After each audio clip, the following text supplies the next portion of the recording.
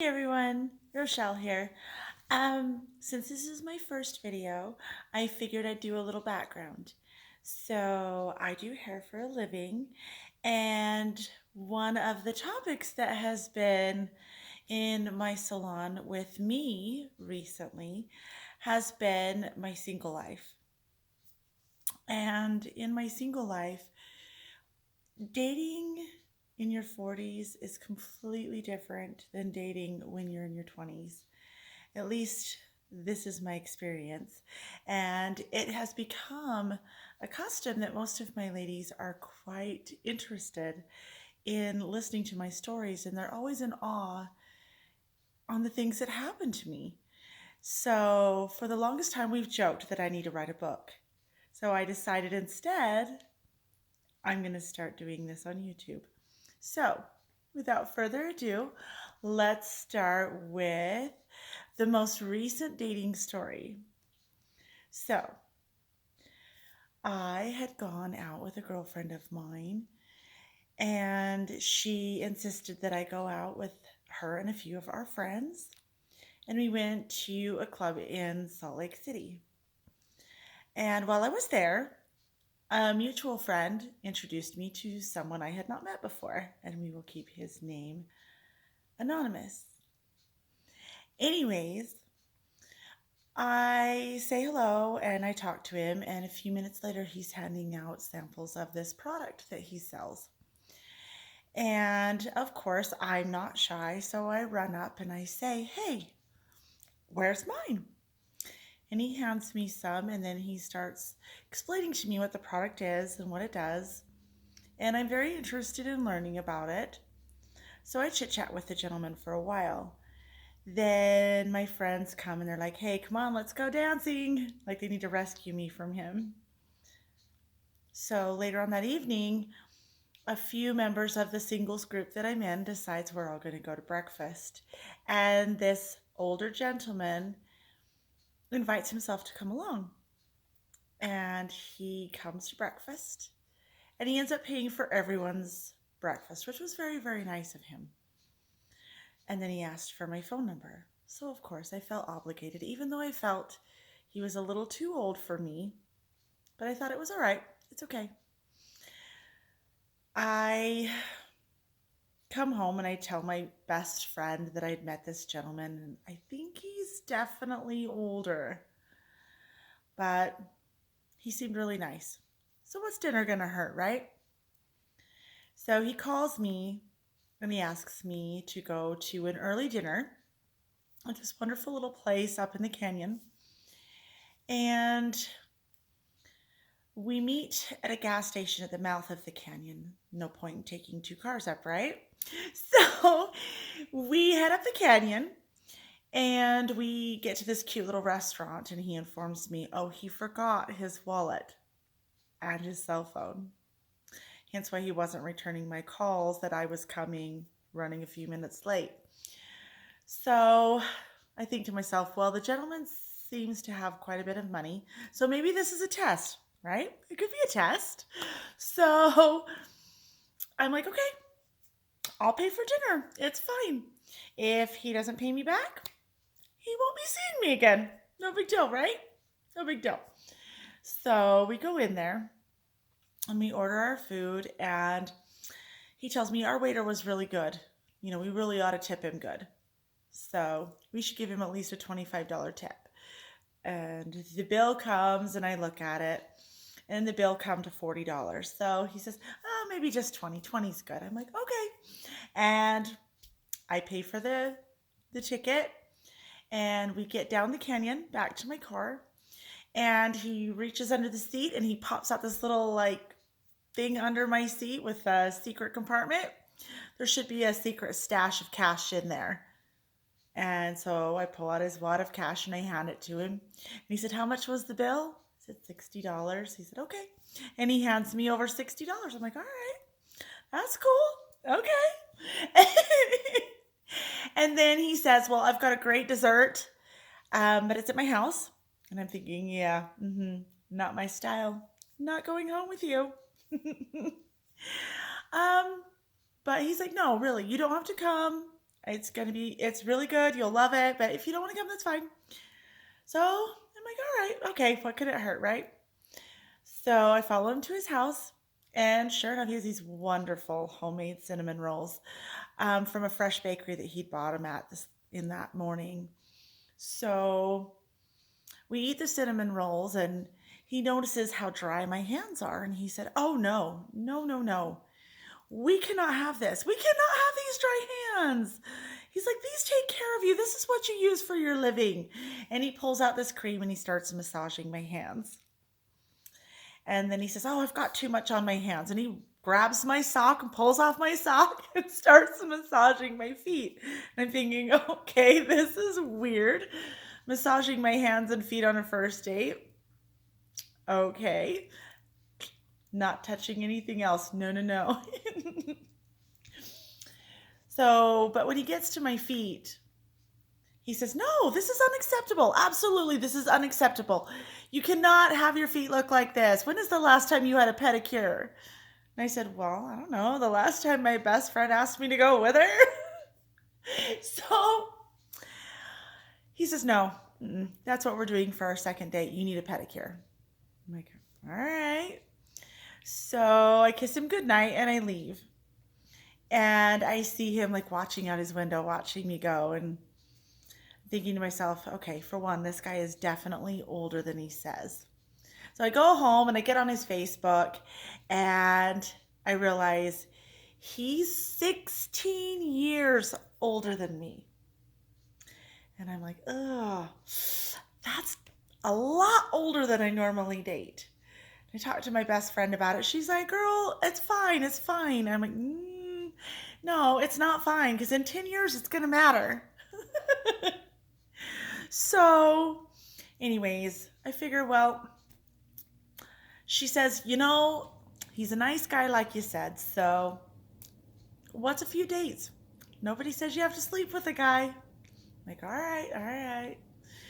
So, he calls me for the date to set up for the pedicure, right? Because we're going to go get pedicures. And so with everything that's going on right now, the restaurants are closed for sit down because of the virus. So we go to the mall, and the lady who's going to do the pedicure, she's not in the nail salon. So he says, "Well, while we're waiting for her, why don't we walk over here to this dress shop? This will be fun. This will be fun." I'm like, "You want me to try on dresses?" He says, "Yeah, it'll be fun." So we go into this dress shop and I pick out a dress just the first one that caught my eye. And he's like, ooh, I like that one. That one, that's the dress. And I'm like, okay. So I try them both on and he was right. The burgundy dress was absolutely gorgeous. And then he decides I need to try on shoes, I need to try on jewelry. And I try it all on and I'm like a little doll in this dress shop and I'm having a ball. And then he has the people that are working the little dress shop take pictures of us together with me in this dress.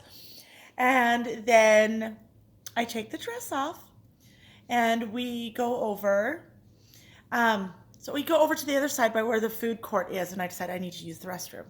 So I do that, and when I come back out, he's gone. And I'm like, where did he go? And I see him coming around the corner, and I'm like, where did you go? And he said, oh, I was just checking on the nail lady, seeing if she's back. She says she'll be a couple of minutes, so let's grab some food. So we grab the food, and we walk back to the nail salon. And she says she'll be just a few minutes. She's just started a pedicure on a different gal. And he's like, wait a minute, I'm special. I'm special. You said you were coming just for me. And she laughs and she goes, it's fine. You have food. Go eat it in the back room. So there we are eating our dinner in the break room of this nail salon. Like, who does that, right? So we do that and we're eating our food. And then I go over and start my pedicure. And we're chit-chatting with this lady, and she's telling him, oh, you're so lucky. She is so beautiful. You bring her every time. And I am just having an absolute ball. I think it is so fun. So I get my pedicure and I have my cute toes, and he gets his pedicure done, and I thank him for a great evening, and I go home. So, a few days later, it's my birthday, and we're on the phone like the day before, and he's like asking me what my life goals are and what my dreams are and what I'm looking for in life, and having this conversation. And I'm telling him I'd like to remodel my house and all the different dreams that I've got. And he's like, okay, great. And he's like, well, I would like to send you a little something for your birthday. And he asked for my address. So, of course, I sent him the salon address because I'm not giving out my address just yet. It's too early, right? It's too early. So I go to work. Oh, wait. Gotta back up. He says, was that date not the funnest date you've ever been on? That was just the funnest date, wasn't it? And of course, me and my honesty, I said, well, it's not the funnest date I've ever been on. And he says, well, what do you mean? And I says, well, I've been on a date where I got to fly a plane. That was pretty cool. So I'd have to say that was probably the best date I've ever been on. And he's like, oh, okay, I get your point. Well, what could I have done to make that date better? And of course, I think I'm funny. So I'm like, well, you could have bought me that dress. And I laugh and I'm like, no, I'm just kidding. Like, when all of this stuff is over, I will see where I'm sitting financially. I'm going to go get the dress myself. I'm just kidding. And so I go to work on my birthday, and in walks my son's girlfriend, of all people. And I'm looking at her like, what? And she's got this great big box. And she says, I'm supposed to record you opening this box. And I said, okay, but I don't have any makeup on. And she goes, well, that's okay, because I don't know how to work this phone anyway.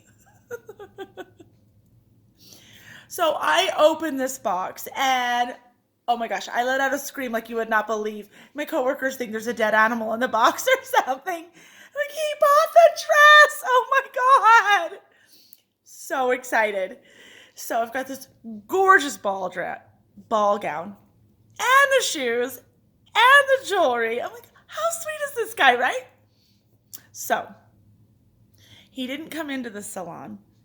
He actually had the girl that brought me the box taking back his cell phone. He was pretty upset that he didn't have the recording of me opening the box. But he was on his way to Vegas to see a friend. So while he's in Vegas, I call him and I'm like, thank you so much for the gift. That was super sweet. You did not need to do that.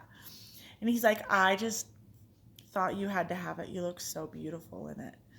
And I was completely flattered, right?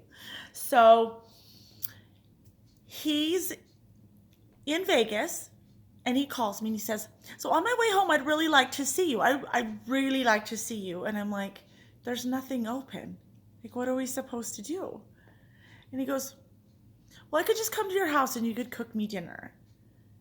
I'm thinking, I don't let guys come to my house. I don't even let them know where I live in the early stages. So I'm feeling a little uncomfortable, but under the circumstances, feeling a little obligated, I go ahead and accept that. And I say, okay, fine. You can come to my house for dinner. So on his way home from Vegas, he drops off his friend, comes over, and we eat dinner together.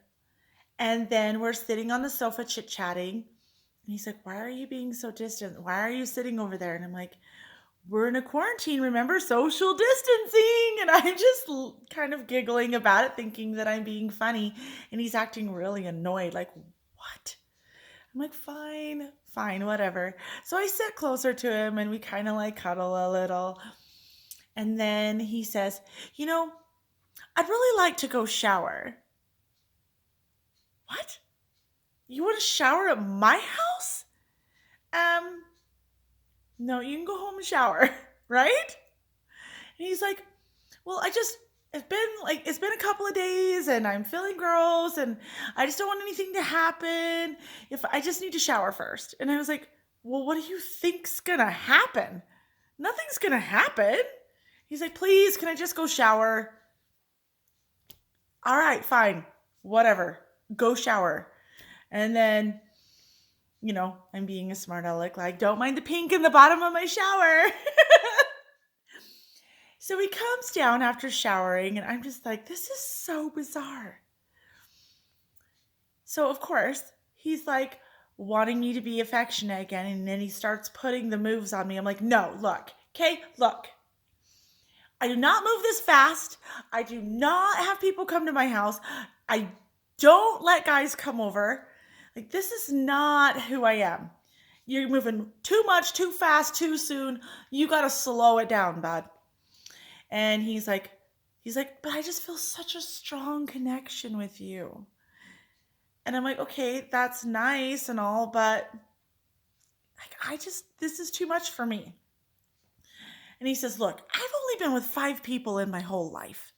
He's like, can you honestly say the same? Like, what? So he says, you know what? The last person I was with, I was madly in love with him. And my past has nothing to do with this. And he's like, okay, well, I just feel like you're just the most amazing girl. And I just think the world of you. And I just think we have such a strong connection. And I'm like, and I'm flattered. And he goes, okay, mic drop, boom. That's all you had to say. That's fine. And he starts gathering up his stuff and he leaves. So the next morning I get up and I found a Cialis on my bathroom floor. Now you tell me that he was not trying to take advantage of me. You tell me he wasn't planning on what he thought was going to happen, whether I was into it or not. No. So let's just say that guy's no longer a part of my life. Thanks for watching. See you next time.